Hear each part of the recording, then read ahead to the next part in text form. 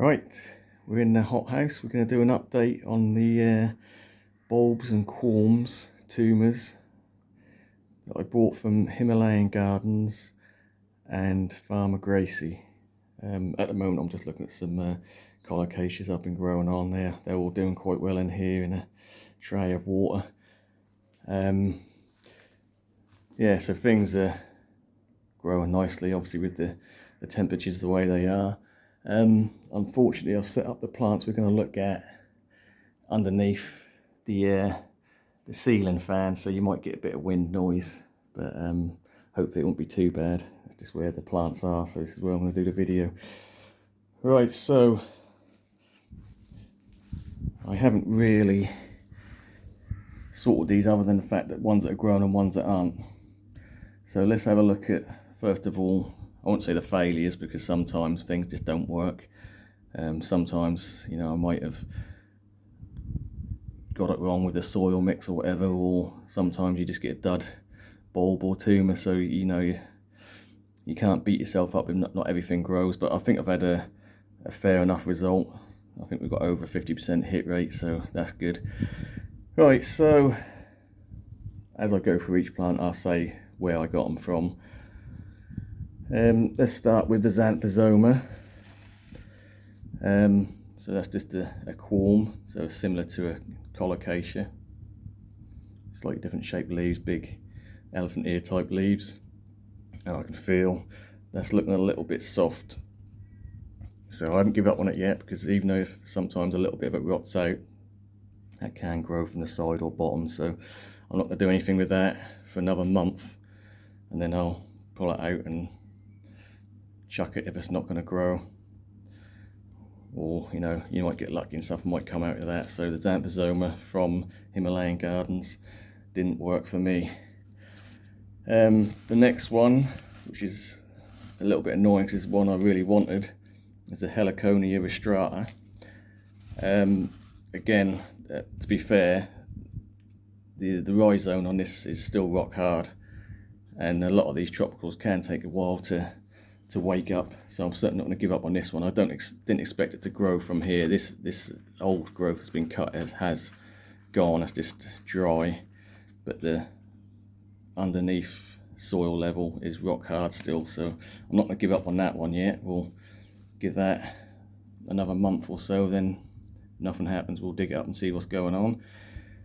So yeah, that's Himalayan Gardens as well. So this is a Farmer Gracie one. This is Hilo Beauty, which is, I don't know, I think it's a caladium, but some people call it a alocasia, but I'm pretty sure it is a caladium. So this is one that's again sort of like an elephant ear type foliage with green with light speckles on it. Sort of really quite a nice plant. But again, the corm is rock hard, but nothing's growing yet. So this is the Himalayan Gardens again, Musa Valentina, the pink banana. So we can see it's sort of rotted off there, and it's gone a bit mushy there. But I've had these before, and what happens is they don't actually grow from the original grow point. They can come up later on. So again, that's going to be a month or so to wait on that. If nothing happens, we'll chuck that out. And this is the Manihot Escalente, which came as a stick. I didn't have much hope for this one, and I can see that's totally dried out. There's no life in it, but never showed of any sign whatsoever of coming to life. That was a dry stick when I got it, and I really didn't expect anything from that. So they're the ones that are showing no growth at the moment. Again, I'm not saying they won't grow, but I'm just saying it doesn't look good. Right, so let's go back to a Farmer Gracie one. So we're looking at quite a large crimson lily, purple type, really big bulbous bulb or corm, whatever you'd want to call it. So the original, where it's been cut, obviously we've got an inch or so of growth from the original cut there, but I think it's going to be the side shoots that do the thing. And I was just looking at it and I thought, well, I could see some bulges around the base, so I was peeling back the sort of the dead growth, which I really should have done this when I first got it. You know, anything dry really doesn't need to be on there. So peeling that back, I can see there's quite a big shoot at the side here, which has sort of been restricted and sort of curling around. But here we go, look. So now that's free, that can grow up nicely. So I'm guessing there's probably a few more. Yeah, there's one sort of coming out here. So I'm going to peel all this dry sort of dead stuff off. Not to do it on camera, it doesn't make a good video, but yeah, so that's growing nicely. Whether that'll be anything to note this year, but you know, maybe next year we'll get a decent plant out of that. It's a really big sort of remind me a bit of the purple pineapple lily, sort of really big deep purple foliage and beautiful flowers when they come. Right, back to Himalayan gardens. So we've got a zingiber type lily. There's a variegated one, so that's got a big shoot on it, so that's growing. Not seen any roots out the bottom yet. That's been quite slow to get going, but that hopefully that'll pick up now. So back to farmer. No, this was Himalayan gardens, sorry. This is red flash caladium, so we've got a shoot on that, but again that's been really slow to get going, and I've had a shoot on it for a good 3 or 4 weeks, and that's been very slow, but that is growing. So this is a type of palm grass. So looking at the level here, this is the original sort of cutting, if you like. So where that was cut when I received it was that level. So that's pushed out all this new growth, so that's growing. So that's quite a nice type of palm grass, because that's like a furrier leaf. Looks sort of quite tropical looking. I don't know if that's going to focus on the name there. Yeah, so that was, again, all these, a lot of the stuff from Himalayan gardens were literally just £2 or £3, so it doesn't matter if not everything grows. It's not like a huge amount of money to lose out on. So let's, I'll say, finish up on the successes. So we've got 2 here. So these are sort of elephant ear types.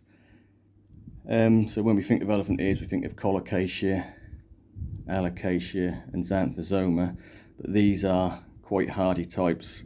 Don't see them very often in a lot of places, as regards to sort of nurseries and things like that.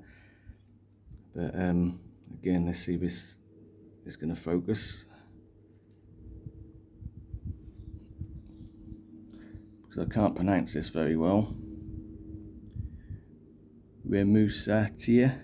I don't know, I'm rubbish at pronouncing. But yeah, I've got a couple of different types here, and these were literally £2.19 per bulb. So we've got 2 types. So we've got like the front of this one is just like plain green, but the back of the leaf is sort of really nice red. And then this type, Huganina, is a more sort of a coloured leaf with a sort of plain green back, but the action's at the front of the leaf. But what I've found with these is, I mean, when I've grown them in the past, they're quite hardy. I've had them come back year after year. But I did lose it last winter, 22-23, with that really cold spell. But I'm going to plant these in a raised position this year, so I expect these to be hardy and come back every year for me. And what we find is with these, are not unlike sort of colocaceae. They tend to really, I mean, my experience when I was growing them anyway, was that they just come out with 1 leaf at a time, and by the time the next leaf comes out, the previous leaf sort of dies off. So with colocaceae, you tend to hold 4, 5 leaves if they're happy. These really only do 1 leaf at a time, or this particular one anyway, which is true to form. That's grown really quick and just the one leaf, but I really like these. Totally different look to a alocasia. Look more like some sort of philodendron. That is sort of a in that sort of family of plants. So this other type, we have got 2 leaves on this one, so maybe that's this particular species that just has 1 leaf. But anyway, so we've got 2 leaves on this, so that's done really well. So again, for a couple of quid for a little bulb or corm, that's well worth having, because they're quite unusual and quite different. Right, so we've got more than 50% hit rate, so that's good. Don't expect everything to grow. Like I say, sometimes you just get a dud bulb or corm, whatever. Can't beat yourself up over that. I'd say that the biggest star of the show I did get, and this was from Farmer Gracy. I got another caladium, and that was Frog in a Blender, and it grew so quick that I actually had to plant it straight away. So yeah, I'm not too keen on the name, but you can understand why it's called that. But Frog in a Blender is not a particularly nice thought. But yeah, this was one little corm, and we've got absolutely loads of growth coming out of this. There's actually a good 5 growing points there, and just a very different type look leaf. So that is sort of the star of the show out of the bulbs. But yeah, so a little bit of a mixed bag, but in general I'm quite pleased. Like I say, never going to get 100% hit rate.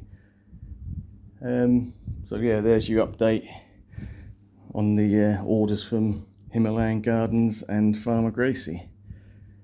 Let's just have a look at this new leaf. Has just opened up in the Thai constellation, so we've got a big patch of white and some quite nice marks there.